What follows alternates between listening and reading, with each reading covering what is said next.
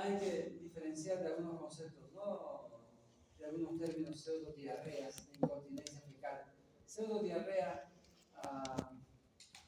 digamos, son deposiciones normales, pero que falsamente se consideran como diarrea, ¿no? Por ahí, de repente, pacientes que estaban utilizando pañal o algo, o hacen su deposición en un recipiente y las heces pueden salir más o menos formadas, pues, al mezclar con la orina, con agua, con otra sustancia, podría diluirse, ¿no? Y falsamente interpretarse como diarrea. O la incontinencia fecal, donde hay una salida involuntaria de las heces que están en el recto, pero de consistencia normal, pero salen en forma involuntaria. Eso también, la pérdida involuntaria de las heces no se debe considerar diarrea, ¿no? Sino incontinencia fecal. La diarrea, este síndrome clínico de diarrea, se divide según el tiempo de duración del síndrome: diarrea aguda, menos de 2 semanas; diarrea persistente, de 2 hasta un poco antes de 4 semanas; y diarrea crónica, más de 4 semanas.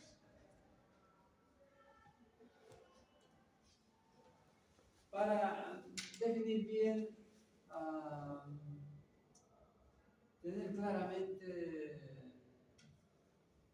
el concepto de diarrea, hay una clasificación de la forma de las heces de Bristol, donde se considera diarrea las deposiciones tipo Bristol 5, 6, 7, donde las heces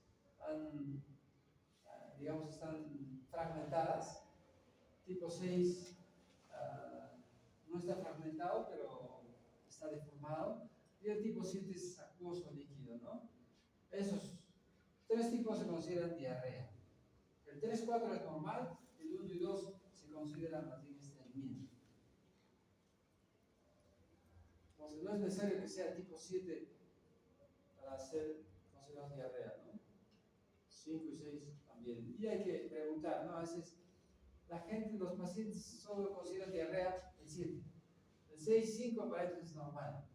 Si no les preguntas más detallada cómo hacen las heces, ellos no te van a dar el dato, ¿no? Y se va a perder esa oportunidad de hacer diagnóstico de que hay un problema diarreico.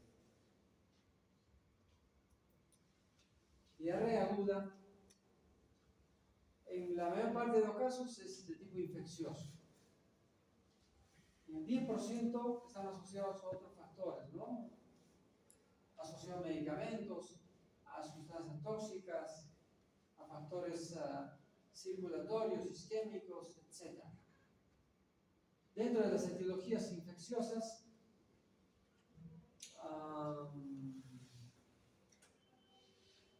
las infecciones se transmiten por vía fecal-oral. Buenas tardes. Disculpe, una consulta. Sí.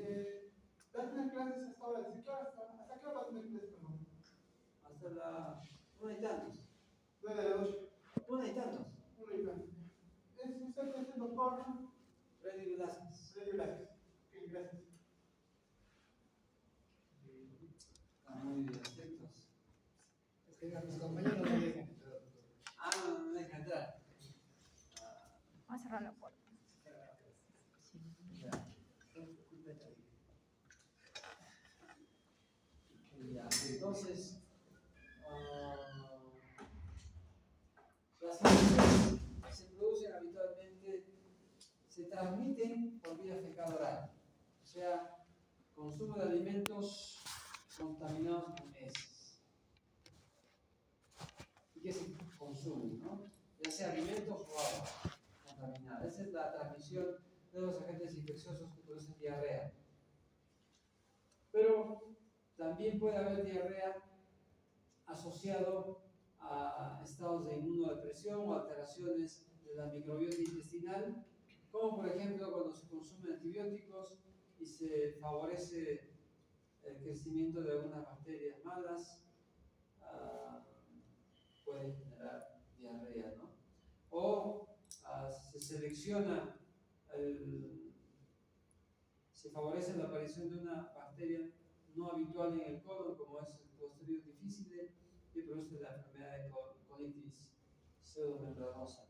O simplemente son parte normal de la microbiota intestinal y por estados de inmunodepresión o por enfermedades intestinales del epitelio intestinal pueden favorecer problemas, síndromes diarreicos. Dentro de los agentes infecciosos que producen la diarrea aguda están varias clases de gérmenes.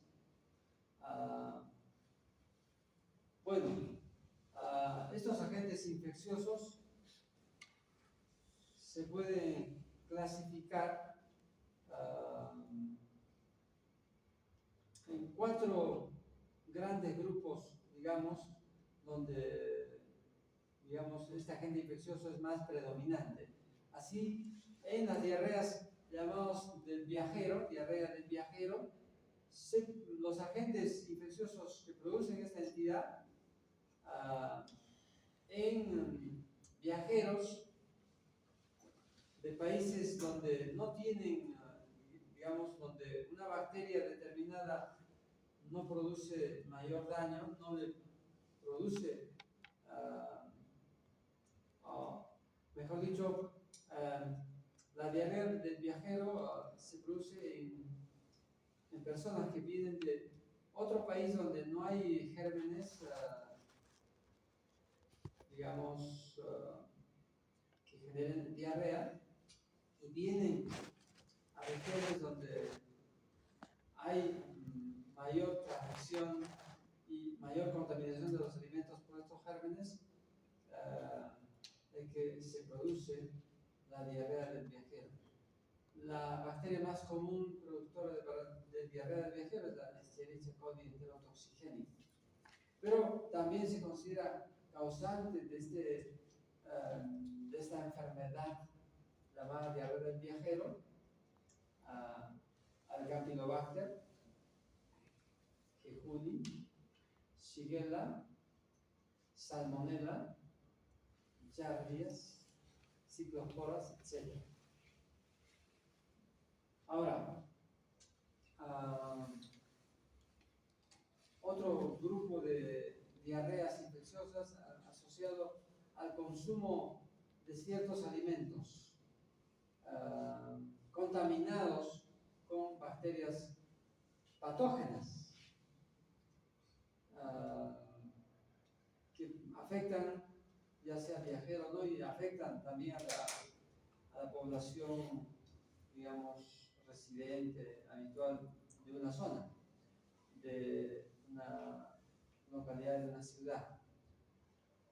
Los agentes infecciosos que producen diarrea por consumo de alimentos contaminados que contienen bacterias patógenas son, por ejemplo, Salmonella typhi, Campylobacter, son similares, ¿no?, a los agentes infecciosos que producen la diarrea del viajero. Pero solamente la diferencia es de que en el primer caso hay el antecedente de que la diarrea que tiene un paciente, hay el antecedente de que ha venido de otra zona, ¿no?, y de la diarrea igual diarrea del viajero, pero en realidad casi los gérmenes patógenos son casi los mismos. De repente hay una gran diferencia en que en la diarrea del viajero, la Giardia es un agente que sí, es causante de diarrea en personas, en turistas. En cambio, en la población residente habitual de una ciudad, la Giardia no le produce, ¿no?, diarrea, como que hay, cierta resistencia para que se produzca este síndrome de diarrea asociado a Giardia. Pero sí, en los viajeros, sí, de todas maneras, sí es una causa la diarrea del viajero. Y en el segundo grupo, retomando no solamente la salmonella, campylobacter, shigella, Escherichia coli, en este caso, enterohemorrágica, o alimentos contaminados, ¿no? Con toxinas bacterianas como toxinas de Bacillus cereus, Bacillus aureus, Staphylococcus aureus, etc. Incluso virus de hepatitis A, de hepatitis B, que pueden estar presentes en alimentos, pueden producir diarrea, ¿no? El otro grupo, pacientes inmunodeprimidos, ancianos, pacientes con VIH o que toman inmunosupresores por enfermedades autoinmunes, o con infección o con enfermedades crónicas, ¿no? Otras enfermedades crónicas, se favorece el crecimiento de bacterias oportunistas, ¿no? En estas situaciones de inmunodepresión, donde, por ejemplo, bacterias que habitualmente en personas inmunocompetentes no producen la enfermedad, no producen diarrea, sí, en este caso, en este tercer grupo van a producir, ¿no? Mycobacterium, por ejemplo, a ciertos virus, citomegalovirus, adenovirus, herpes, etc., Cryptosporidium, Isospora-belli, etc.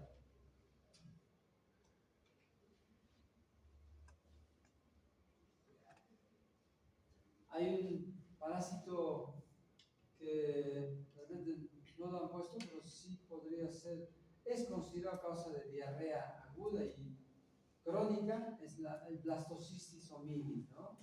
Que puede ser causa de diarrea, que es parecida a la giardia, puede ser causa de diarrea del viajero, ¿no? O puede ser causa de diarrea en pacientes con inmunodepresión, con alguna enfermedad crónica. ¿Vale?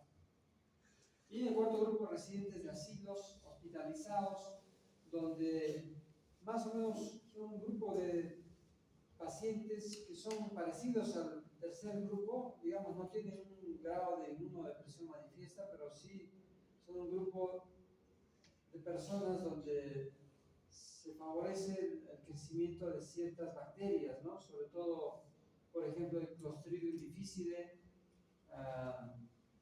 es más frecuente en este grupo de pacientes en asilos de ancianos o no hospitalizados. Simplemente por el antecedente consumo de antibióticos, etc. Doctor, disculpe, ¿puedo abrir la puerta? Mis compañeros están afuera.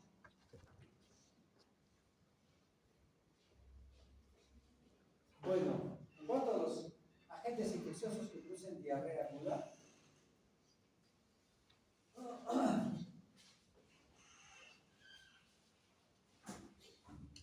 están los virus, los parásitos, las toxinas bacterianas, las bacterias propiamente dichas, y bueno, otras causas que son menos frecuentes, consumo de fármacos, etc., y otras causas. Pero dentro de las infecciosas son por virus, parásitos, toxinas o infección bacteriana propiamente dicha. En la población infantil, la causa de diarrea aguda frecuentemente es considerado por los virus. Pero en la población adulta, en adultos, la causa más frecuentemente de diarrea infecciosa son las tóxico-bacterianas. ¿Ya? Y las virales son mucho menos frecuentes, ¿no? Esos son para los niños, para las edades infantiles. Dentro de las causas de los virus que causan diarrea aguda son los virus Norwalk, rotavirus, adenovirus, etc., incluso los virus de hepatitis viral, incluyendo además la VIH, etc. Dentro de las causas de parásitos, los agentes parasitarios que producen diarrea aguda, pero algunos de ellos pueden ser causa de diarrea persistente y de diarrea crónica, son la entamoeba zoonótica, una ameba, la Giardia lamblia,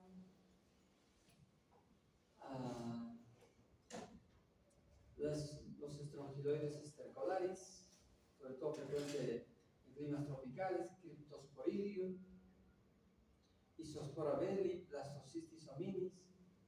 Y dentro de las tóxicas puede ser, bueno, toxinas de bacterias o toxinas de otro origen, de otra naturaleza, como por ejemplo derivados de hongos, toxinas de repente del pescado, de mariscos, asociados o alimentos contaminados con metales pesados que pueden producir una diarrea por este mecanismo, ¿no? O por cuando hay exceso de ciertas sustancias en los alimentos como glutamato monosódico o el ingrediente de los condimentos, ¿no? Sibaritas, ginomoto, eso, ¿no? En exceso puede favorecer diarrea, ¿no? O toxinas de bacterias, ¿no? De varias bacterias, gram positivos, uno de ellos es el organismo, etcétera, etcétera, pueden producir diarreas. Y por infección bacteriana propiamente, diarreas, bueno, en el caso de Staphylococcus aureus es también producido por la toxina del estafilococo, no tanto por el daño de la mucosa, ni invasión de la mucosa. En el caso del Clostridium difficile, de igual manera, asociado con consumo de antibióticos. La Escherichia coli, en el caso de Escherichia coli, puede haber invasión bacteriana o generación de algunas toxinas, dependiendo del tipo de Escherichia coli. En el caso del Vibrio cólera, es una diarrea que se produce por mecanismos toxigénicos, ¿no? Principalmente. No hay invasión de la mucosa, pero sí una toxina que produce Vibrio cólera que activa los canales de cloro y eso produce secreción de agua, ¿no? En el lumen intestinal. En el caso de la Salmonella typhi, generalmente, bueno, asociado a cierto grado de inflamación del epitelio, daño de la mucosa intestinal, la Shigella de igual manera, el Campylobacter y la Yersinia también asociados a daño del epitelio intestinal. En el caso de diarreas iatrogénicas, asociado al consumo de laxantes, por estreñimientos previos, uso de antibióticos por enfermedades infecciosas diferentes, uso de antihipertensivos, antiinflamatorios no esteroideos, diferentes otros medicamentos, ¿no? Incluso el mismo consumo de alcohol en grandes cantidades puede favorecer cuadros de diarrea. Consumo de minerales.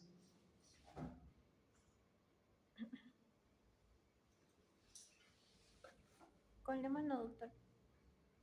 Con las manos, ¿no?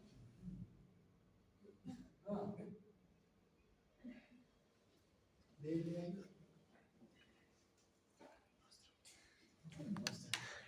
Dele algo.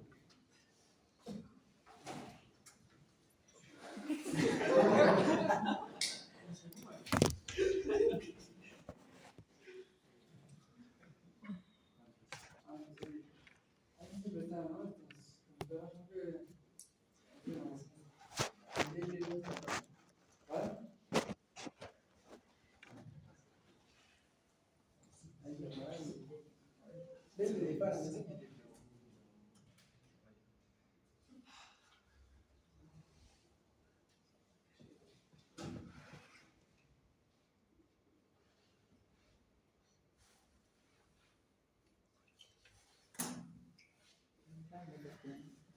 Creo que en esta forma no se para mucho, ¿no? Igual se para. Igual se va a parar. Ya bueno. Bueno, resumiendo, ¿no? Diarreas de tipo infeccioso. En adultos es mayoritariamente por bacterias. En segundo lugar, por parásitos y por virus es mucho menos frecuente, ¿no? En cambio, en los niños, en los población pediátrica es mucho más frecuente en los virus, ¿no?, que en las bacterianas. Sin embargo, la etiología de la diarrea infecciosa solamente puede detectarse hasta el 25% de los casos. Muchas veces el tratamiento es empírico nada más, por la mala evolución clínica o la persistencia del cuadro clínico. Y a veces los exámenes no nos dicen, ¿no?, exactamente cuál bacteria es, porque es difícil a veces determinarlo. Solo el 25% de casos. O sea, la mayoría de los diagnósticos etiológicos son clínicos nomás, ya se da antibiótico o se sospecha de una infección.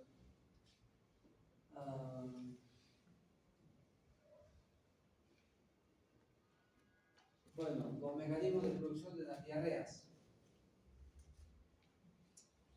La diarrea infecciosa se puede producir por mecanismos toxigénicos que están asociados sobre todo a diarreas secretoras o acuosas, o por mecanismos invasivos que están asociados a una diarrea de tipo inflamatorio, donde hay inflamación, afectación de la mucosa, daño de la mucosa.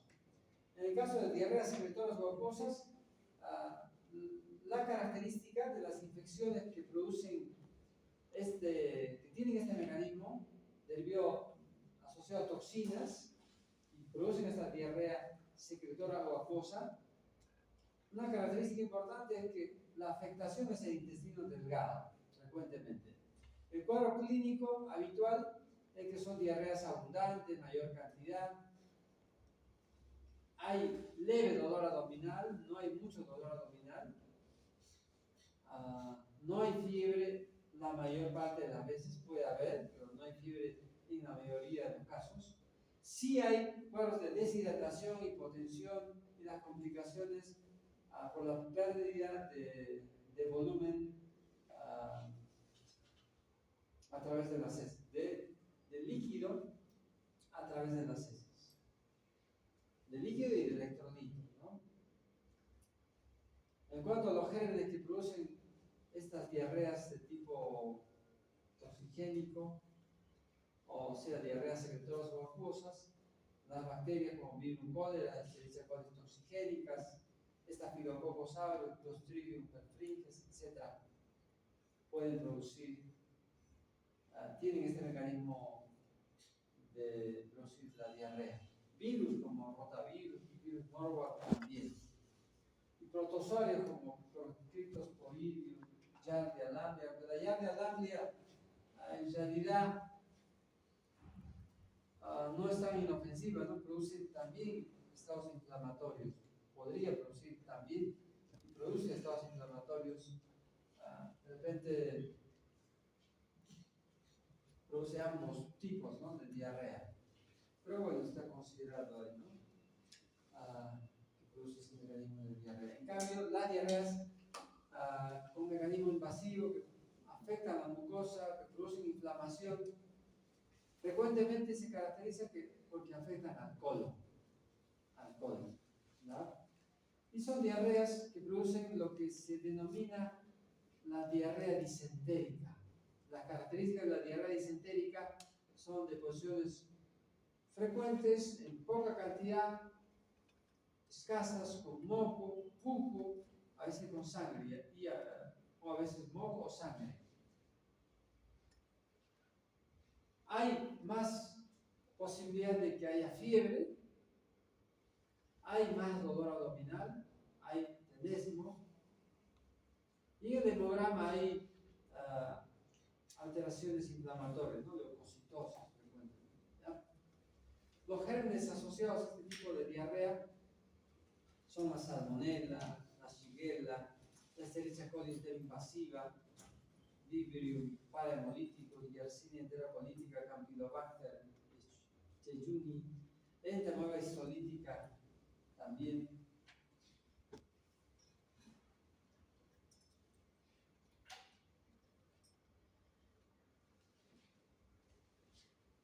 Dentro de la fisiopatología de las diarreas, de la diarrea en general, diarreas agudas, pero que se puede extrapolar a las diarreas crónicas. Los mecanismos por los cuales se produce la diarrea son por osmosis, por un efecto osmótico, donde hay acumulación de una sustancia que no se absorbe en el intestino, y por no absorberse, más bien retiene agua, y por lo tanto, estas sustancias que no se absorben retienen agua, y estos aumentan el volumen de líquido, ¿no? Que finalmente son expulsados, digamos, rebasan la capacidad de absorción del intestino delgado y del colon, y se genera la diarrea de tipo osmótico. En el caso de mecanismos secretores, el intestino secreta excesivamente líquidos porque hay estimulación, hay una apertura de canales que transportan sodio, cloro, potasio, y se secreta iones hacia el lumen intestinal. Y algunos iones como el sodio, el cloro, jalan agua, ¿no? Y producen el efecto final, que es la diarrea. Pero de origen, en el inicio de estas diarreas secretoras, no hay ninguna sustancia osmótica, ¿no? Hay apertura de canales en las membranas celulares de los enterocitos que producen secreción de iones, sodio, cloro, etc. Y además hay de repente activación o hiperestimulación o hipersecreción de hormonas intestinales que también actúan a través de canales iónicos que producen secreción de iones, que finalmente va a producir pérdida de electrolitos y de agua. ¿Quién será? No sé. Doctor, voy a abrir, tal vez se siente seguridad. A ver,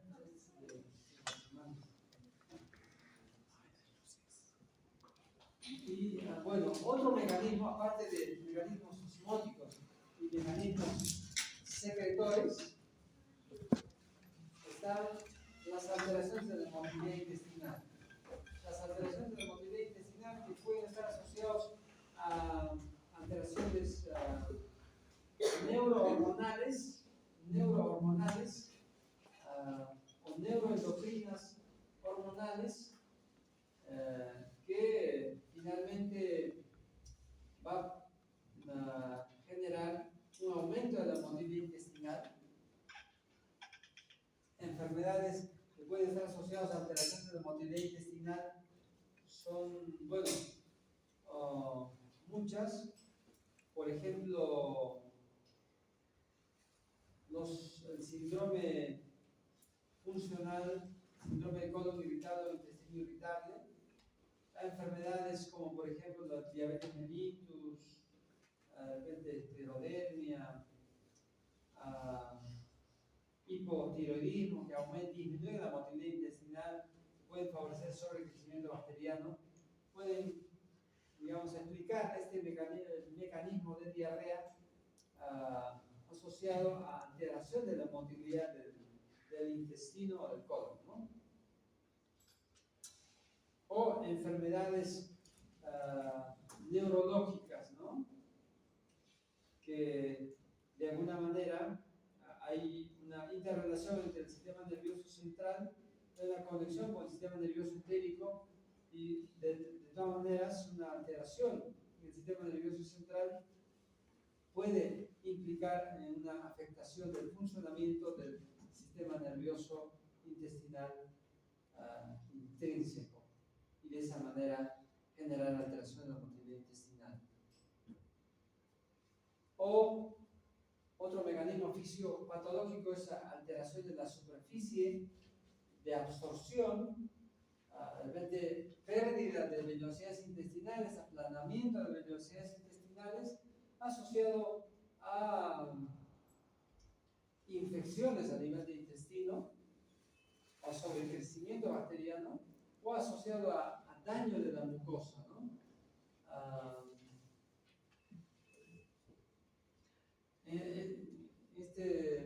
Este mecanismo de acción de disminución de la superficie, por ejemplo, se presenta en enfermedades autoinmunes, ¿no?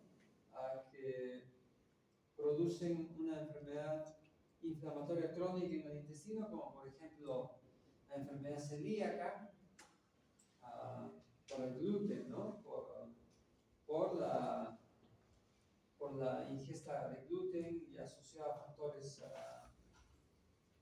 genéticos que generan una respuesta inflamatoria y luego una respuesta inflamatoria crónica que si no se controla, no se suprime el consumo de gluten de la dieta, va a generar atrofia, ¿no? Y luego disminución de la superficie intestinal, y esto va a condicionar finalmente disminución de la absorción, ¿no? De nutrientes, de agua, y lo que va a generar en diarrea, ¿no? Crónicas generalmente. La invasión de la mucosa, que más o menos está asociado en parte a la disminución de la superficie de mucosa, pero sobre todo se refiere a invasión de la mucosa, a daño, inflamación en el epitelio, ¿no? ¿Qué hace que, bueno, si hay un daño de un segmento prolongado, extenso de la mucosa, obviamente va a generar alteración del funcionamiento, ¿no? Del epitelio intestinal, que es la absorción, ¿no? De nutrientes, de agua, etc. Lo cual va a generar el efecto de la diarrea. Clínicamente, la diarrea aguda se clasifica diarreas sin deshidratación y diarreas con deshidratación. Asimismo, la diarrea con deshidratación puede ser leve, moderado o severo, dependiendo del volumen de pérdida del líquido extravascular. Menos del 5% es leve, ¿no? 5 a 9% moderado, más del 10% con pérdida de líquido es severo.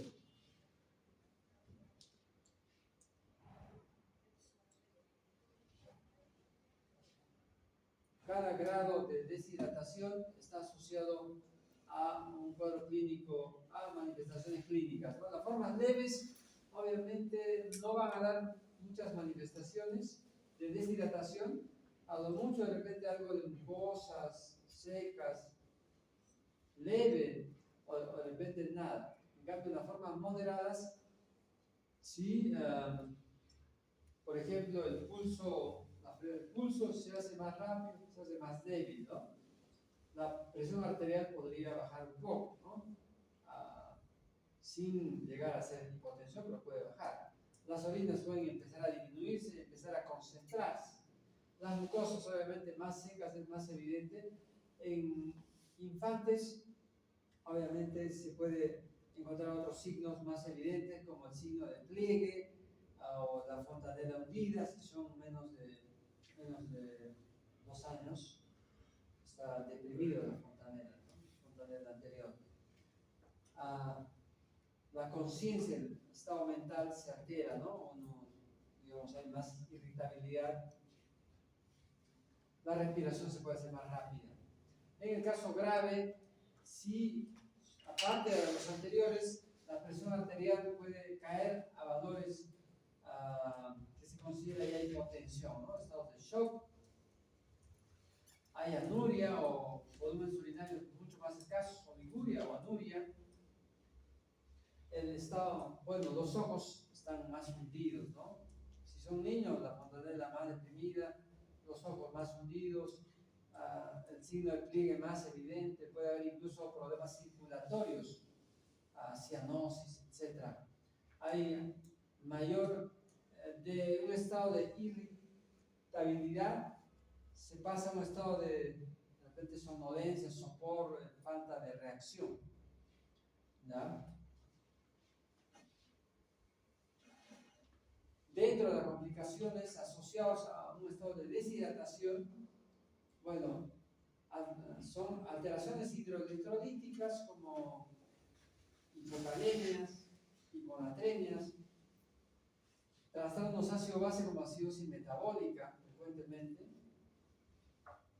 alteraciones hidroelectrolíticas y el shock hipovolémico, ¿no?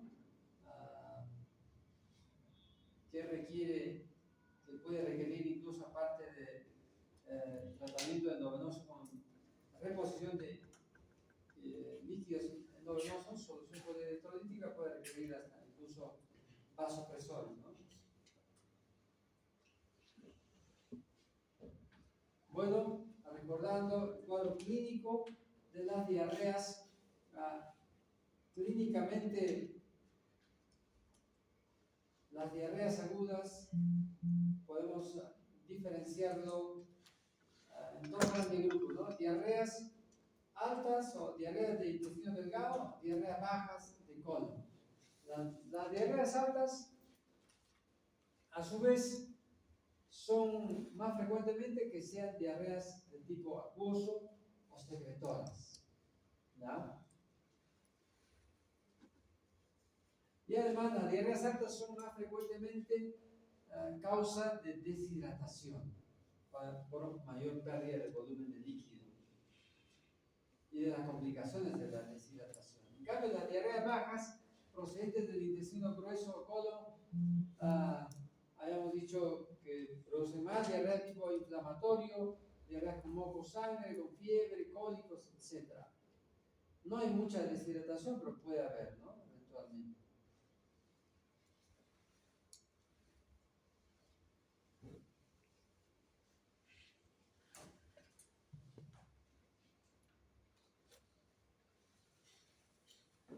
Ahora, muchas diarreas, muchos episodios de diarreas a veces son pasajeros, ¿no? Son leves y ceden espontáneamente y no se requiere nada más, ¿no? Pero a veces la diarrea es persistente o los síntomas asociados a la diarrea, vómitos, los dolores abdominales persisten, ¿no? Y eso sí hay que tratarlo, ¿no? Porque ya significa complicaciones, ¿no? O si hay fiebre, o si hay vómitos persistentes o diarrea persistente, significa una complicación de deshidratación o un proceso infeccioso, ¿no? En la evaluación clínica de la diarrea también hay que tener en cuenta si es que existen casos similares, ¿no? Si existen casos similares de diarrea, digamos, en un familiar, varios familiares con la misma diarrea, uno piensa de que la etiología, uno ya sospecha de que la etiología es toxigénica, ¿no? Por una toxina bacteriana que ha contaminado el alimento. Y habitualmente esas diarreas son agudas, pasajeras, un día, 2 días, ya hidratación, ya de repente una inyeccióncita para el cólico y ya se soluciona. Pero hay que considerar de repente un factor, ¿no? Cuando hay diarreas, la edad, ¿no? Mayores de 70 años o enfermedades crónicas o enfermedades que implican inmunodepresión, porque los agentes bacterianos, el cuadro clínico puede ser más grave y los agentes infecciosos pueden ser diferentes incluso.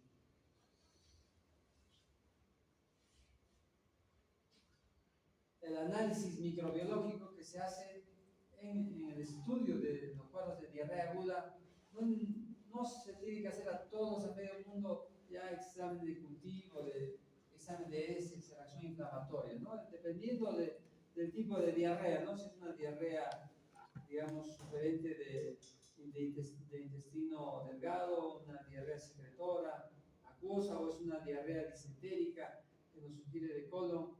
Dependiendo de eso, hacemos algunos análisis, ¿no?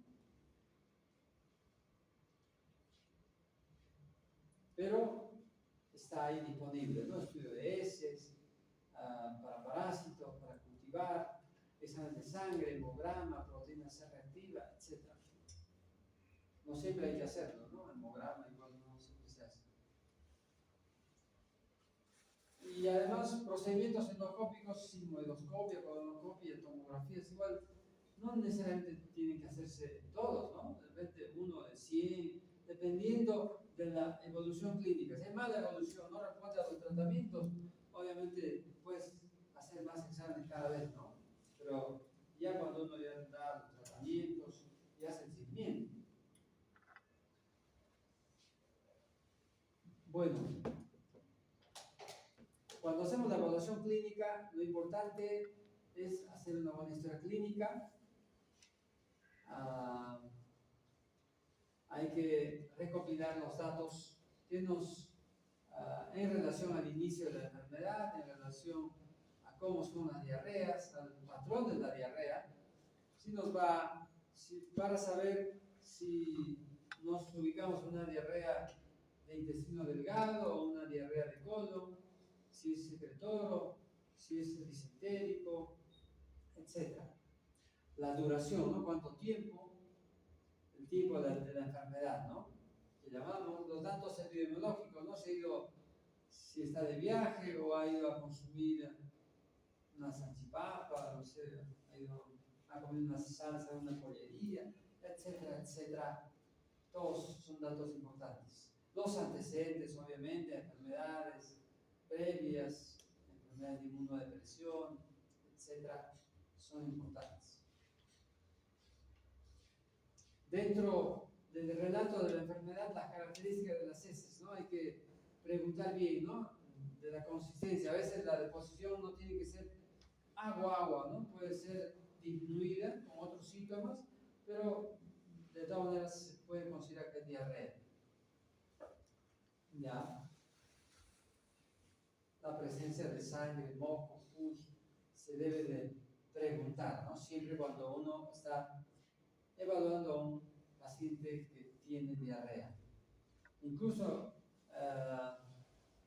algunas características como que las heces flotan o no flotan, que puede estar en relación a mala absorción de grasas, ¿no? El aspecto oleoso o grasoso de las heces hace que no floten o las heces floten en el water, en el inodoro. Habíamos dicho antecedentes, varios deben de documentarse, ¿no? Consumo de fármacos, cirugía previa, consumo de alimentos, en dónde se consumió, en qué restaurante, etc. Promiscuidad sexual, enfermedades sistémicas, alérgicas, etc. Antecedentes familiares, incluso algunas enfermedades tienen predisposición genética, ¿no? Como la enfermedad celíaca, que es raro, pero hay que preguntarlo, ¿no? La evaluación clínica.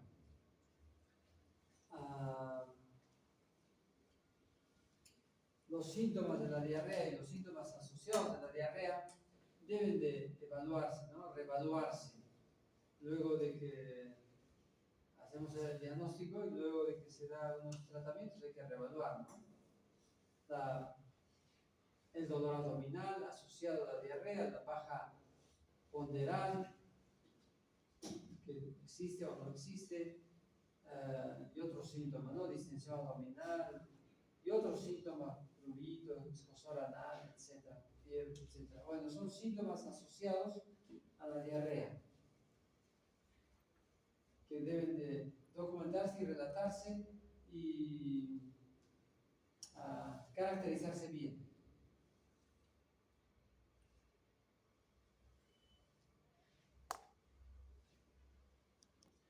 Hay ciertas características de la diarrea, del síndrome diarreico, que nos sugieren que es un problema funcional. Por ejemplo, las diarreas alternantes. A veces tienen diarrea, a veces estreñimiento, eso sugiere funcional. Sobre todo si no hay baja de peso considerable, puede bajar 1 kilo, 2 kilos, eso no es considerable. Baja de peso considerable significa 10%. Pérdida de peso de 10% en 6 meses, ¿no? O 5 kilos, pérdida de 5 kilos en un mes.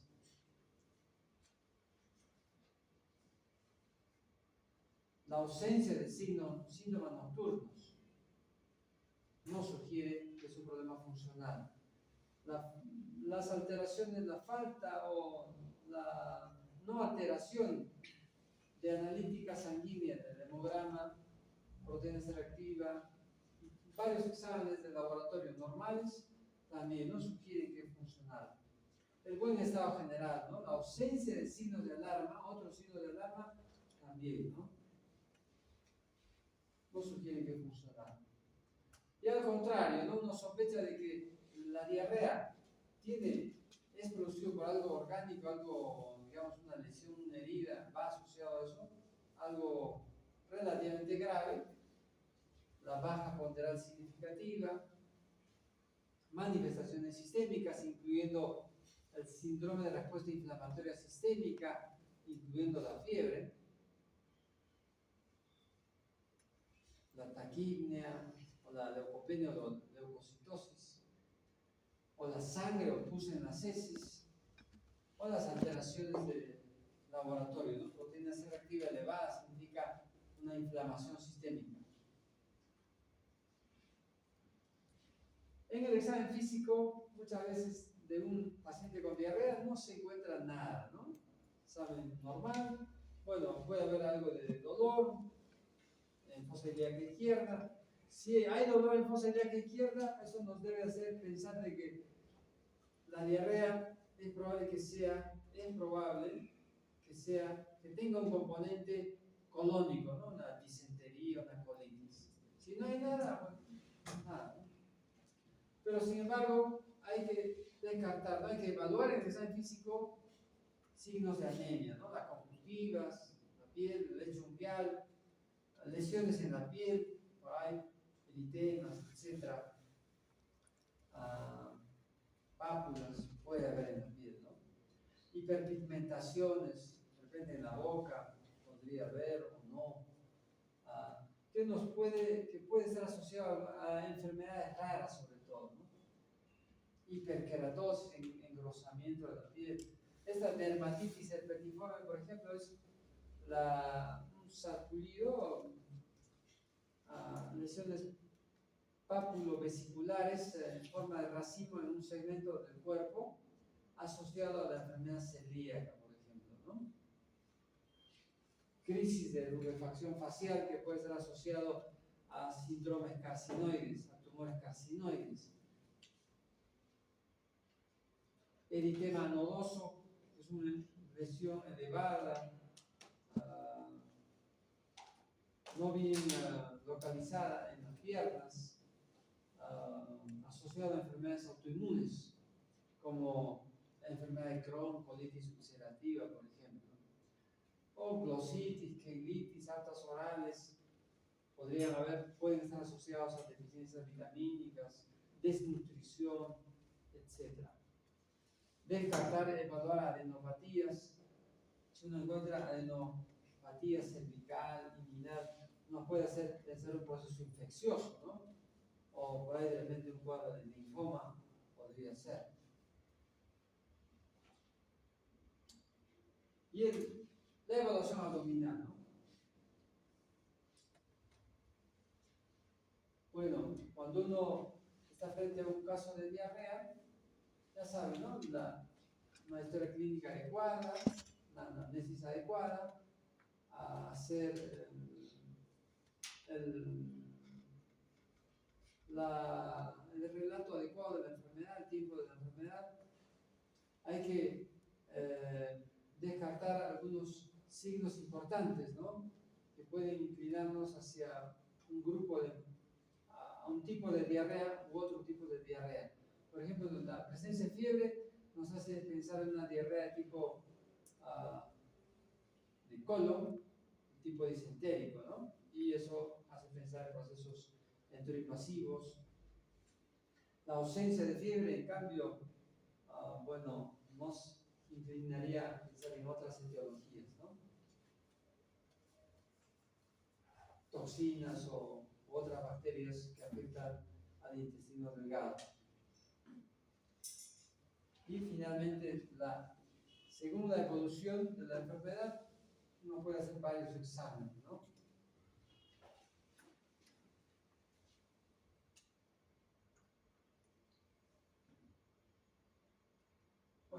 tratamiento, la hidratación, ¿no? Es fundamental, y la detección de los signos de alarma, la detección de deshidratación, eso es lo más importante.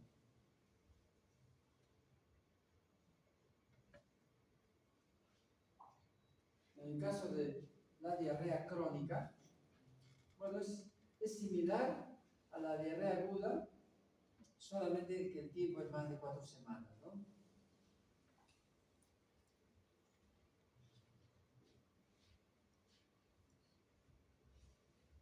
La diarrea crónica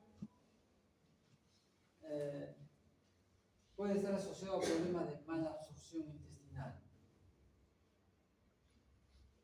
En este contexto de mala absorción intestinal hay que tener claro estos 3 conceptos, términos semiológicos. Esteatorrea se refiere a diarrea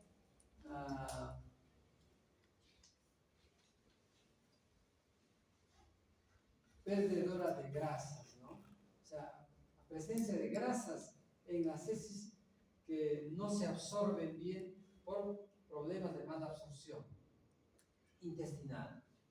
La creatorrea se refiere a presencia de proteínas en las heces, ¿no? Pero eso sí, difícilmente se puede determinar, ¿no? Pero bueno, es un término, ¿no? Asociado también sería a problemas de intestino delgado. Y la lientería se refiere a heces con restos alimentarios sin digerir, ¿no? Restos, partículas alimentarias sin digerir, diarreas lientéricas, pero también está asociado a estados de mala absorción. Los 3 términos.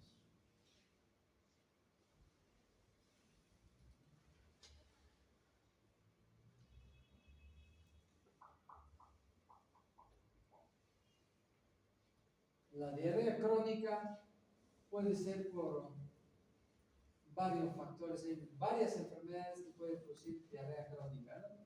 Desde de repente consumo de medicamentos o alergia de medicamentos, hasta pasando por problemas intestinales,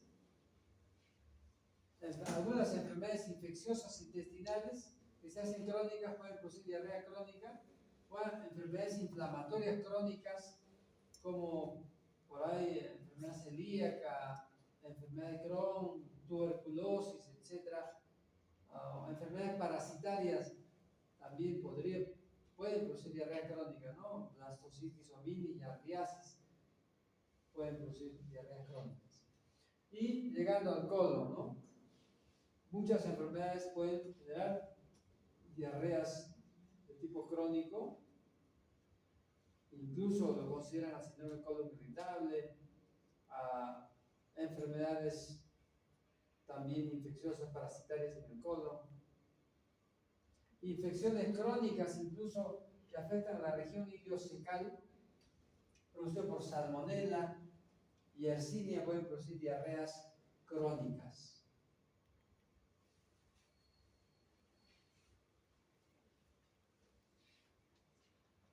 Y menos frecuente hay diarreas crónicas en pacientes que toman muchos medicamentos, en ancianos con muchas enfermedades, donde hay diarrea crónica. Todos los exámenes que se les hace salen negativos y finalmente se concluye a través de una colonoscopia que el problema es una colitis microscópica, colitis linfocítica, sin ninguna lesión evidenciable a los ojos, pero sí se detecta inflamación en el colon, causa también de diarrea crónica. Cuando estamos frente a un paciente con diarrea crónica, hay que evaluar varios aspectos, ¿no? Es una diarrea que no mejora, probablemente le han dado varios tratamientos y hay que ser mucho más exhaustivo, ¿no? En la evaluación, porque ya es un paciente que, digamos, se considera una enfermedad persistente, ¿no? Que no está mejorando, está evolucionando mal y no solo preocupa a los pacientes, sino al médico mismo debe de preocuparle, ¿no? En ese caso hay que evaluar historias familiares, ¿no? Antecedentes familiares, descartar, ¿no? Si hubiera, hay que pensar en estas enfermedades del tipo genético, de rasgo genético. Evaluación de la procedencia, los viajes recientes, también, ¿no?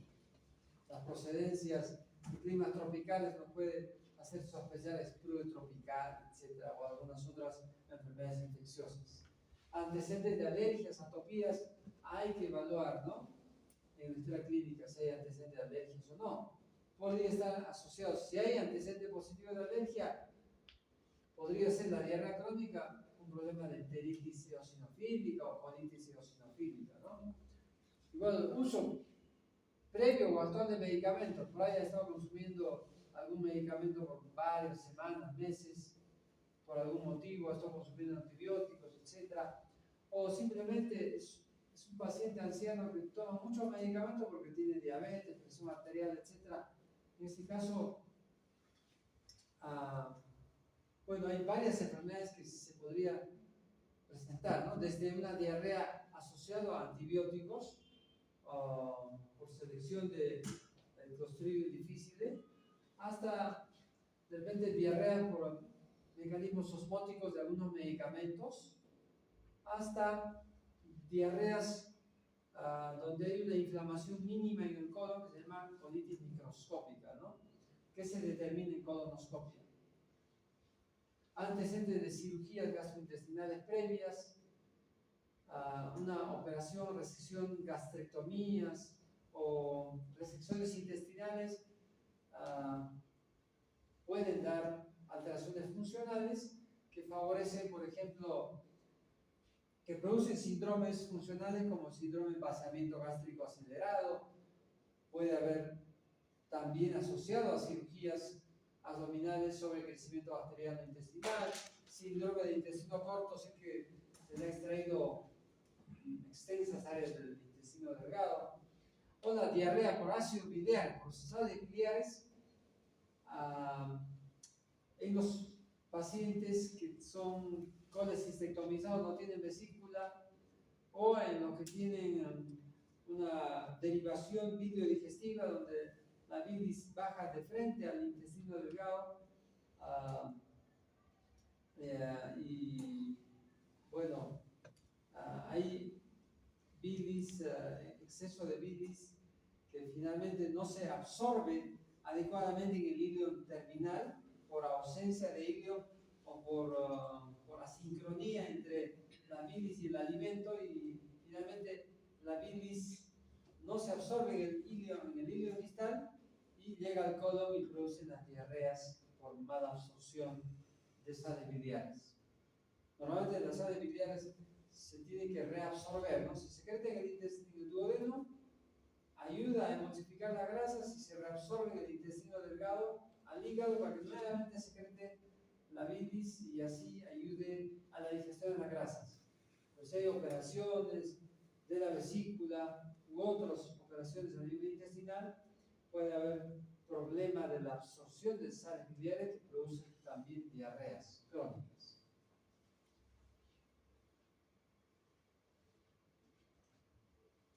También hay que evaluar las diarreas, los pacientes con diarrea crónica, evaluación de si están asociados o no a algunos alimentos, ¿no?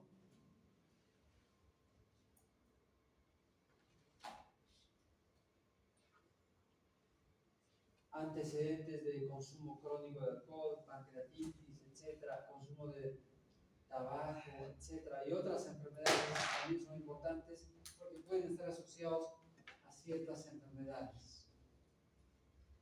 La diarrea crónica, por ejemplo, en un paciente con pancreatitis nos podría hacer sospechar de que puede haber algo en el páncreas que está produciendo la diarrea crónica.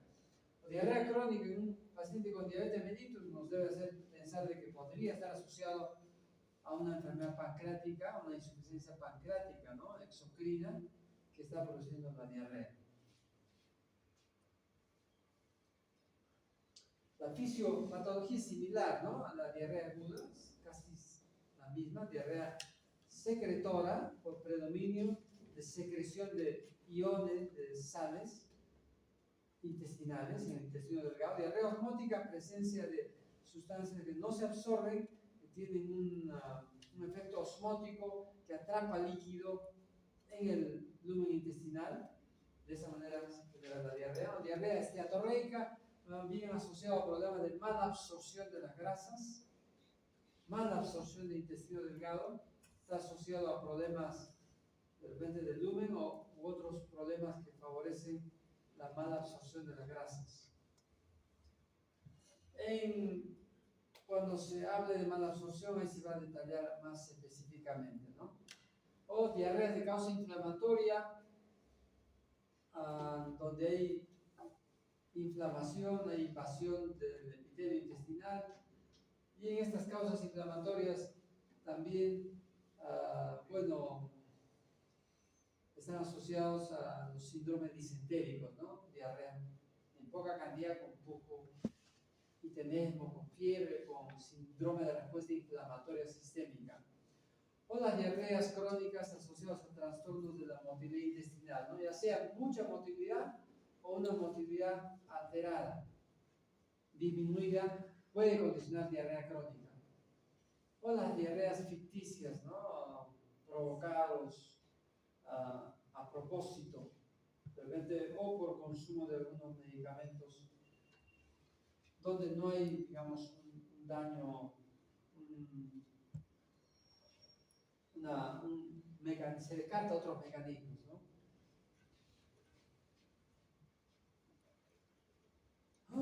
Diarrea secretora, ¿no? Hay alteración en el transporte de líquidos y electrolitos, ¿no? Hay predominio de secreción de iones. Sus características son muy voluminosas, acuosas, indoloras frecuentemente. Las causas de diarreas crónicas secretoras pueden ser por medicamentos como laxante, consumo de alcohol, algunos tóxicos como arsénico. Hay otras causas por resección intestinal, enfermedades de la mucosa, eventualmente fístulas pueden generar también diarrea de tipo secretora. Diarreas por secreciones de hormonas que tienen un efecto a nivel de la motilidad y de la secreción intestinal. Tumores secretores de hormonas intestinales, tumores carcinoides, linfomas, cáncer medular de tiroides, gastrinomas, adenomas vellosos colorectales pueden secretar hormonas intestinales que estimulan los canales, algunos canales transportadores de iones en el lumen intestinal, que finalmente se traduce en una secreción de líquidos y de electrolitos.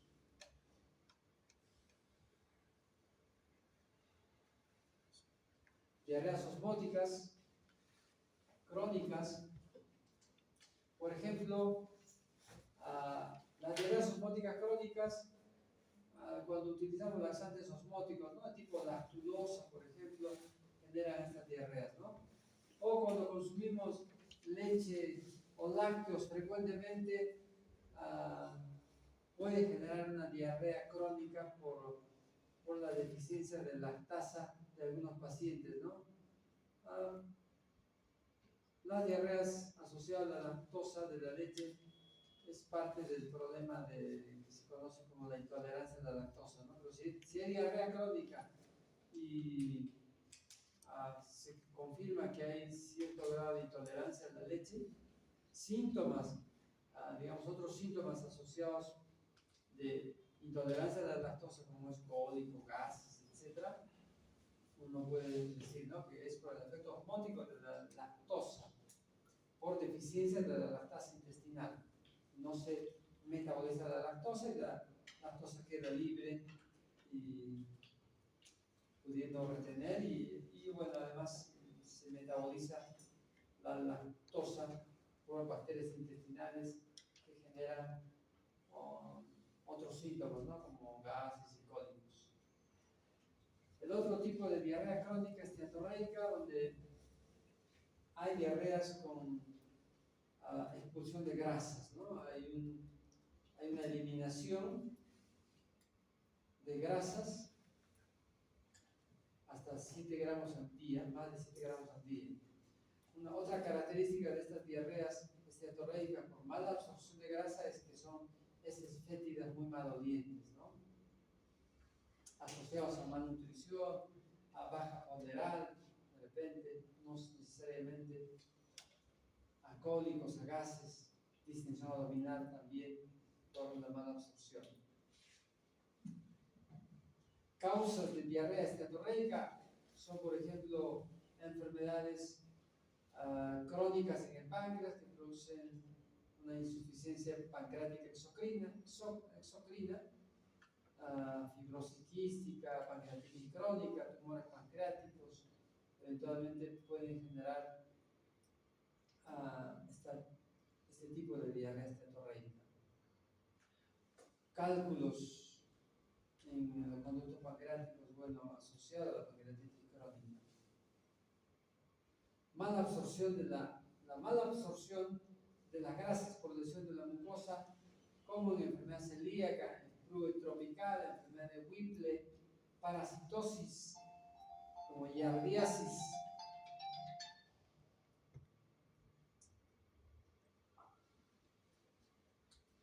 Consumo de ciertos medicamentos, bueno, en realidad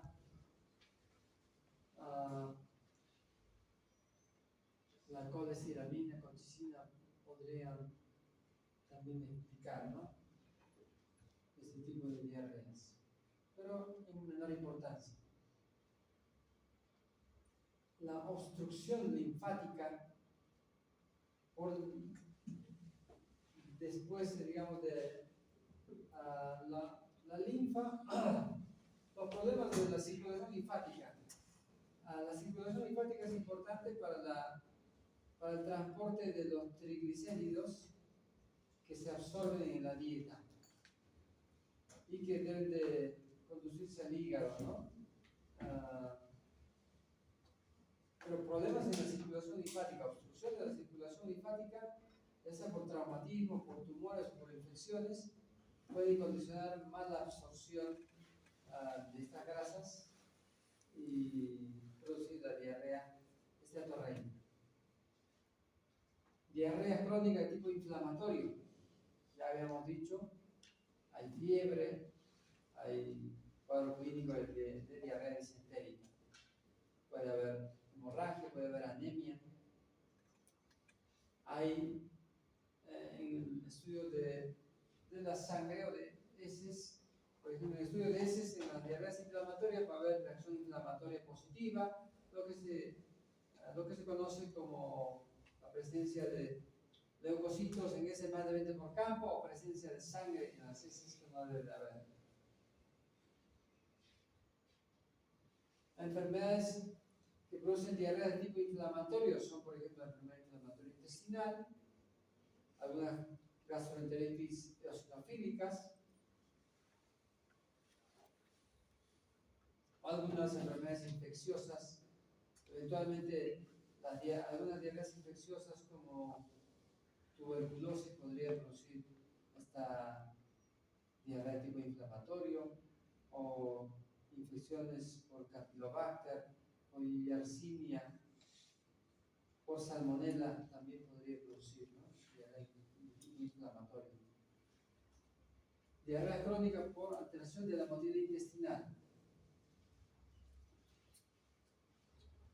Ciertas enfermedades endocrinológicas, como por ejemplo el hipertiroidismo, pueden acelerar el tránsito intestinal y de esa manera producir diarrea, ¿no? No solo hipertiroidismo, sino síndromes carcinoides, etcétera, también pueden generar alteración de la motilidad intestinal. O incluso la disminución de la motilidad intestinal en enfermedades como hipotiroidismo, etcétera, pueden generar también, ¿no? problema de diarrea, en este caso asociado a sobrecrecimiento, ¿no?, bacteriano intestinal. Y las diarreas ficticias, ¿no?, asociado a trastornos psiquiátricos, etc.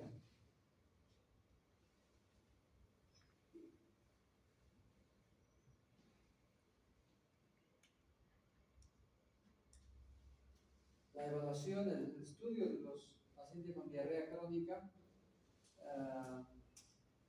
se debe hacer mucho más exhaustivamente que una diarrea aguda, ¿no?, porque se supone que tienen más de 4 semanas de evolución, en vez de 2 meses, 3 meses, y no mejora.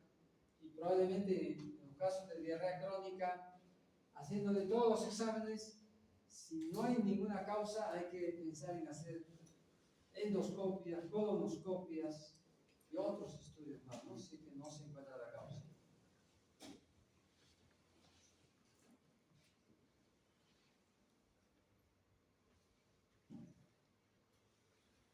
Hay varias pruebas que se pueden utilizar, ¿no?, en el estudio de una diarrea crónica. Por ejemplo, hay una prueba que se denomina la prueba del aliento, pero en este caso es una prueba del aliento específico para detectar sobrecrecimiento bacteriano.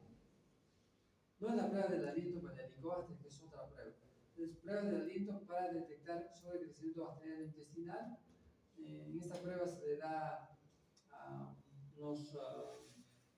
le da para que ingiera el paciente glucosa, lactulosa, por ejemplo, y se hace la medición del aliento de hidrógeno, ¿no? Y se compara eso, ¿no?, antes de la ingesta de estas sustancias como glucosa, lactulosa, antes de la ingesta de estas sustancias y después, ¿no? Cuánto, digamos, hay una diferencia en cuanto a la cantidad de hidrógeno que se exhala. Si es mayor de lo que se acepta, del rango aceptado, uno puede decir que es sobrecrecimiento bacteriano intestinal. Igual, en ese se puede hacer estudio de calprotectina fecal, lactoferrina fecal, para detectar como depistaje de enfermedad inflamatoria intestinal. ¿Ya? Si uno quiere evaluar una enfermedad inflamatoria intestinal, podría pedir calprotectina fecal. Es una prueba cara, no hacen así nomás, hay que mandar a Lima a veces. Y hay otras pruebas más, ¿no? Anticuerpos se puede solicitar, ¿no? Anticuerpos anti-Saccharomyces cerevisiae y otros anticuerpos también para evaluar sospechas de enfermedad inflamatoria intestinal. Se puede solicitar incluso estudios endoscópicos de cápsula endoscópica, etc. Radiografías de tránsito intestinal para ver si hay alguna alteración en el epitelio, en la mucosa intestinal. Estudios endoscópicos, endoscopia, colonoscopia, también se puede hacer luego de otros estudios, ¿no? Estudios histológicos, finalmente, junto con los endoscópicos, se identifica alguna herida, alguna inflamación, se toman biopsias y la biopsia a veces puede servir para detectar la causa de la diarrea. Y los estudios básicos para evaluar diarrea crónica: estudio parasitológico de heces seriado, cultivo de heces básico, hemograma, velocidad de sedimentación globular, hemograma para ver anemia, etc. ¿No?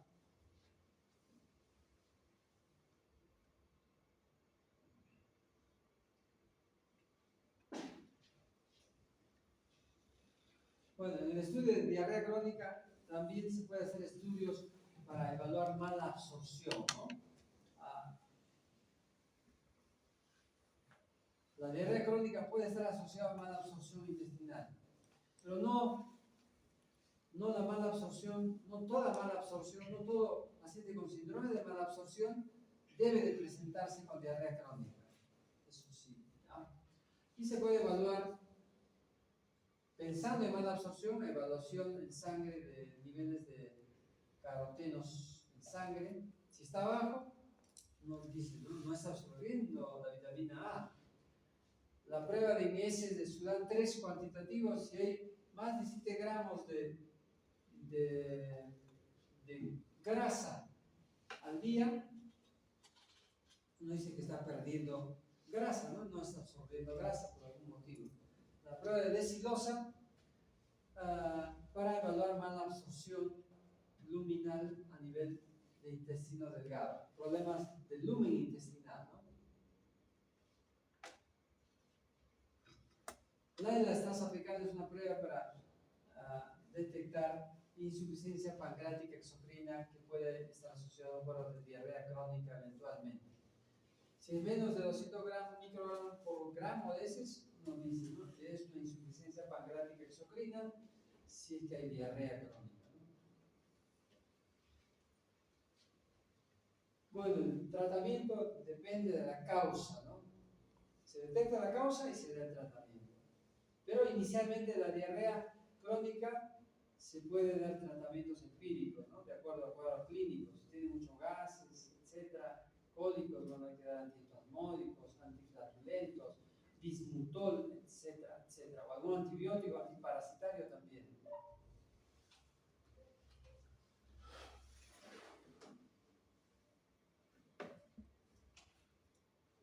El otro es El primero, doctor. estreñimiento, ¿no? ¿A qué hora hemos empezado?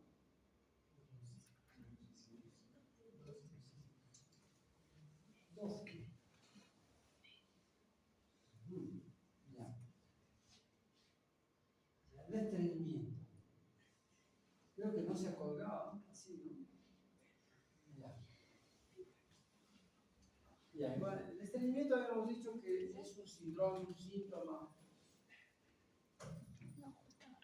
que se caracteriza porque no solamente hay retraso en el ritmo defecatorio, a lo que habitualmente uno defecaba, uno defeca diariamente, de un momento a otro, no defeca un día, 2 días, está estreñido. Bueno, podría pensar que está estreñido, ¿no? Pero además de ese retraso defecatorio, tiene que haber defecación incompleta, ¿no? Vas al baño y haces y sientes que no has hecho completo, ¿no? O sientes, de repente vas al baño y empujas mucho, haces varios minutos empujando y no sale. Debe de haber un síntoma adicional para decir que sí hay estreñimiento.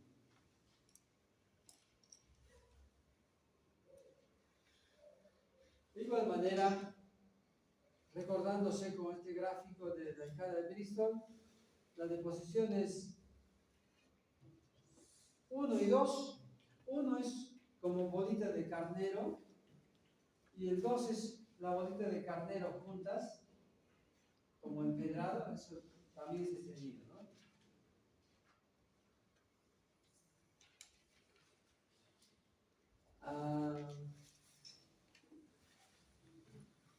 Muchas veces el estreñimiento es un problema asociado a la dieta, no solamente. O sea, falta de consumo de fibra, de vegetales en la dieta en forma diaria, te puede condicionar, ¿no? Que tengas un episodio de estreñimiento, un día que te estreñas. Bueno, y se va a corregir, ¿no? Si comes vegetales, ¿sí? Consumes agua, además, se corrige, ¿no?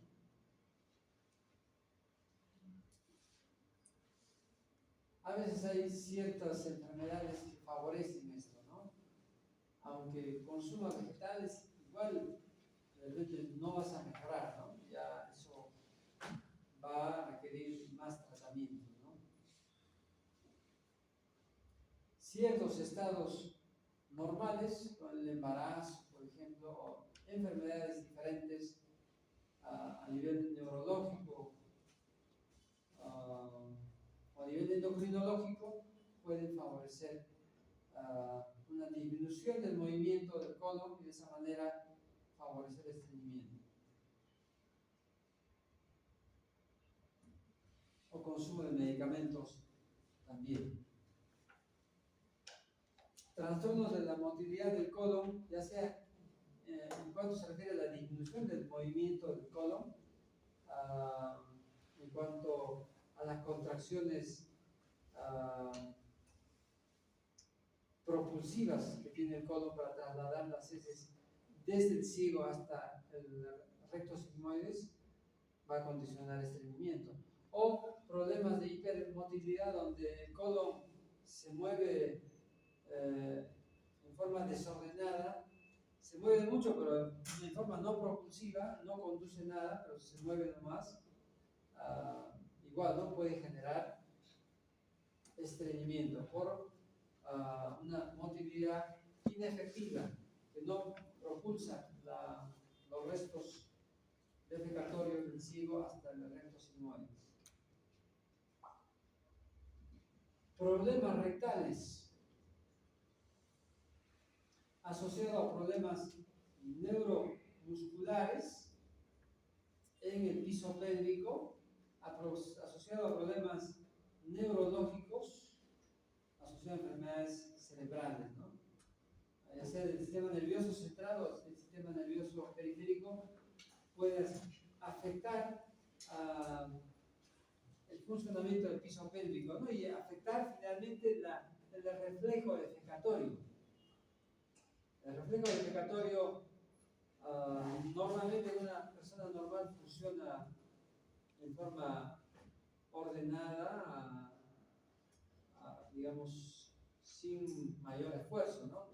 Pero cuando hay alteración de músculos, de nervios, hay enfermedades neurológicas, neuromusculares, etc., puede que no funcione bien este piso pélvico y ahí va a condicionarse un problema de la defecación, ¿no? O sea, las heces pueden llegar rápidamente, pueden conducirse bien desde el ciego hasta el recto, se conduce bien, pero por problemas a nivel de la defecación no se logra defecar, ¿no? No se expulsa bien. Ahí hay problemas a nivel del piso pélvico, nervios, músculos, etc. Sobre todo frecuentes en la población geriátrica, en ancianos es frecuente este tipo de estreñimiento, ¿no? De problemas en el reflejo defecatorio.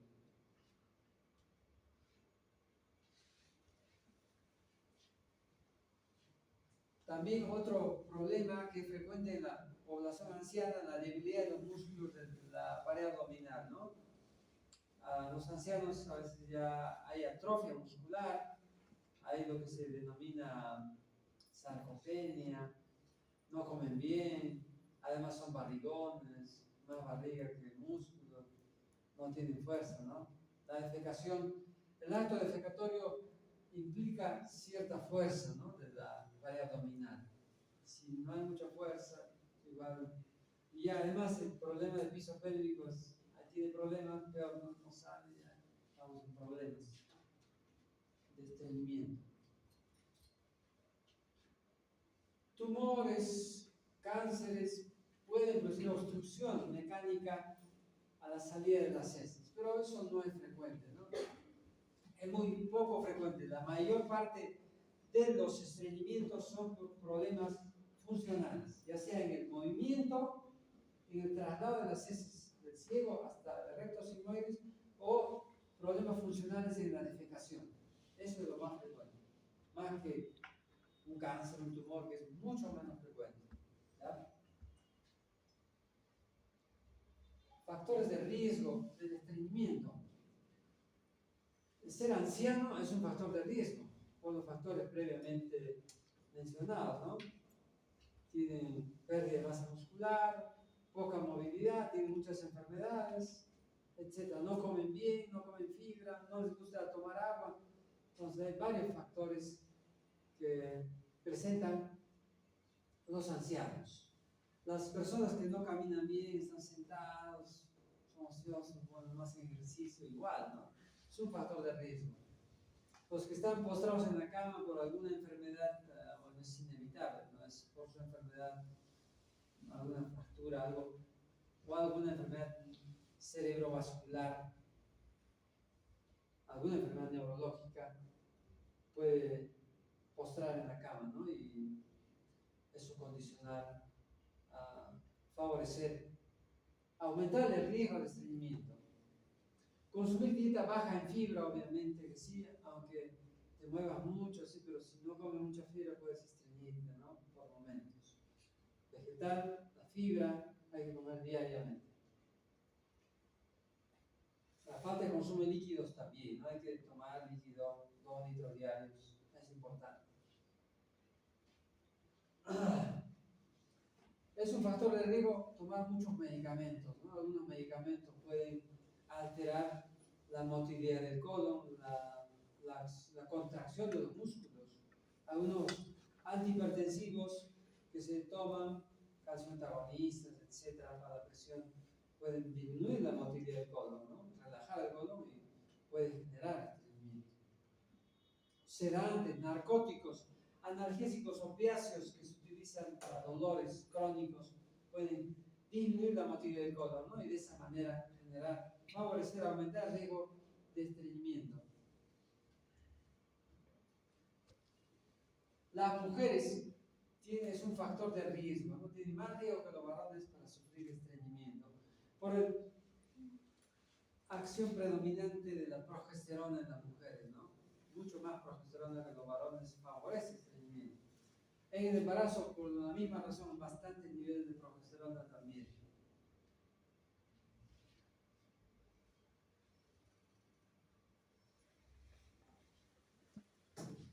Bueno, hay dos tipos de clasificaciones en algunos libros. Consideran estreñimiento primario y secundario. Estreñimiento primario, donde no se conoce la causa y hay factores intrínsecos de la función del colon, ¿no? O de la región anorrectal, es poco frecuente, ¿no? Estreñimiento primario. O sea, un estreñimiento casi desde el nacimiento, es raro. Lo más frecuente es estreñimiento secundario, ¿ya? Asociado a muchos factores. En función de la duración. Estreñimiento agudo crónico, en realidad casi no es muy utilizado, ¿no? Estreñimiento agudo crónico. Estreñimiento agudo ocasional, ¿no? Menos de 6 semanas. El estreñimiento crónico implica al menos 12 semanas de historia, ¿no? De recurrencia del problema, que mejora, recae, mejora y ya se hace crónico, ¿no? 12 semanas.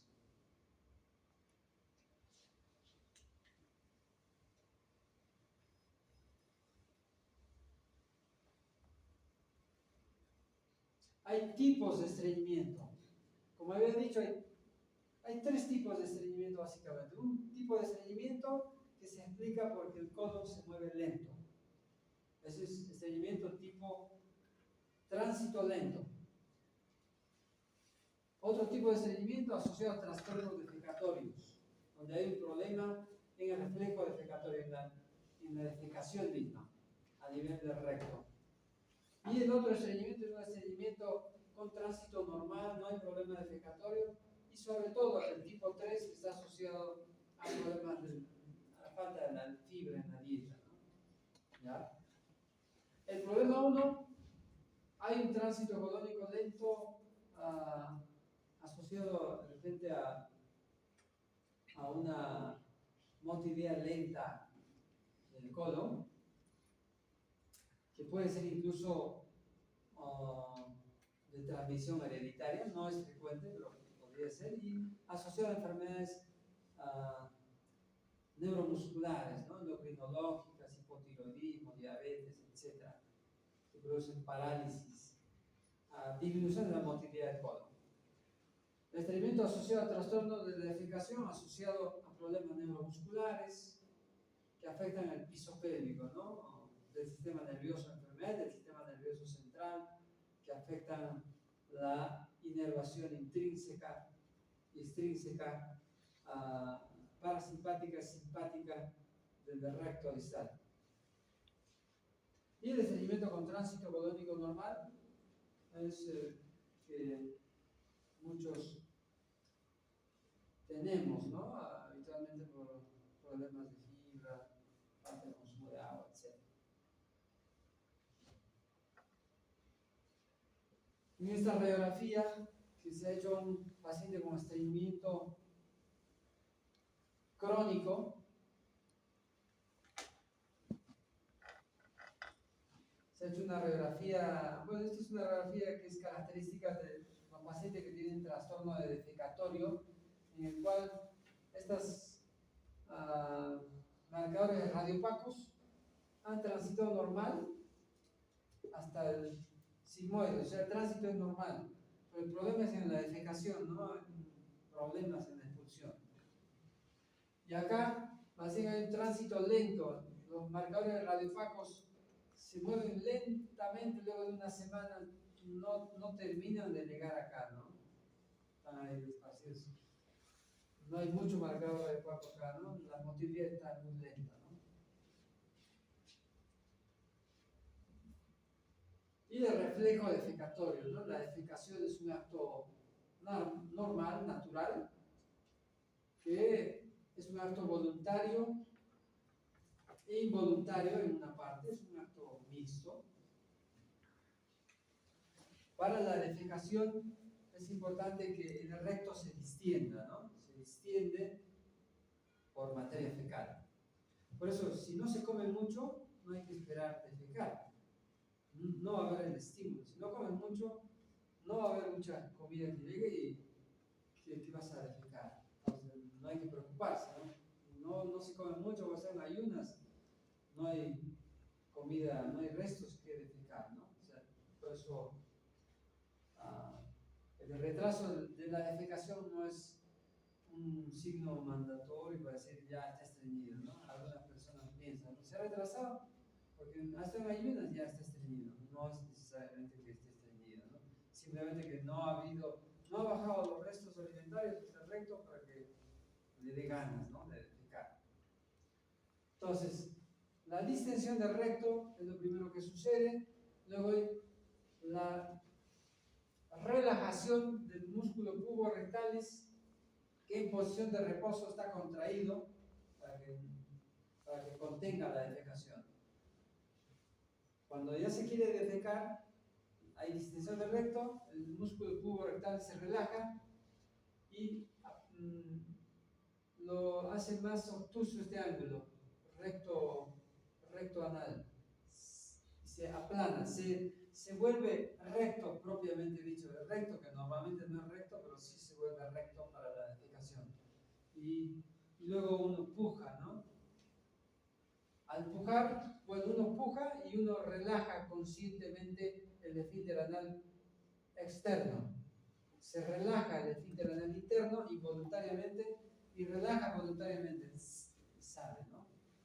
Pero si hay problemas neurológicos, etc., puede que no controle bien, ¿no? Y entonces ahí puede que haya problemas defecatorios, ¿no? En algunos trastornos del sistema nervioso o trastornos musculares.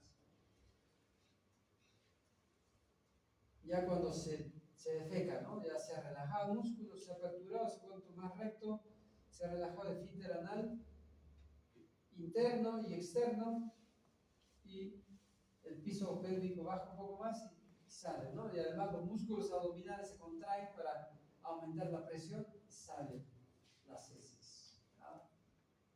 Ese es el acto defecatorio, que puede ser alterado sobre todo en ancianos, ¿no? En enfermedades cerebrovasculares, musculares.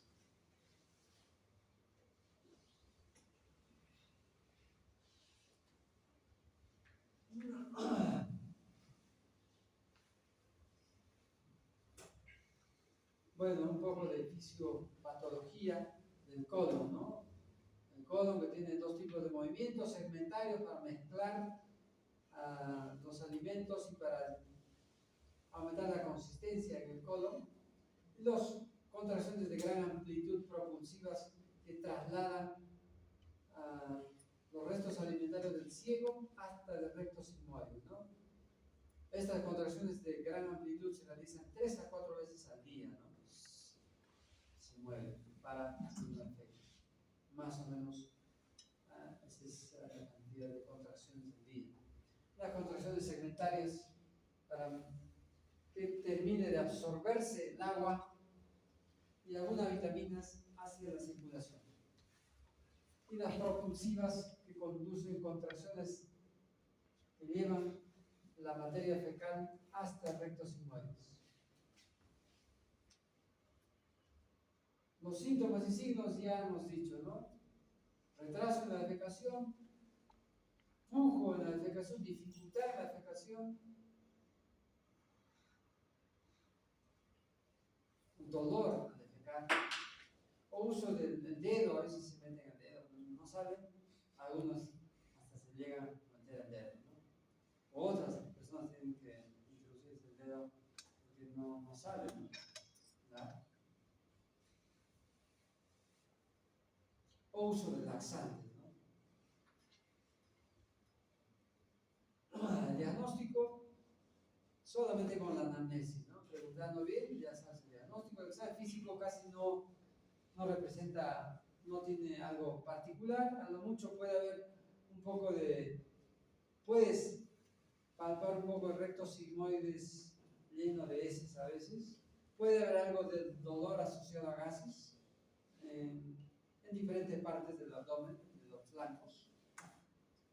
El análisis de sangre no es necesario, generalmente es negativo, a no ser de que se pida para ver la causa del estreñimiento crónico en este caso, ¿no? Un estreñimiento persistente, varios meses, no mejora. Hay que descartar problemas que disminuyen la motilidad, ¿no?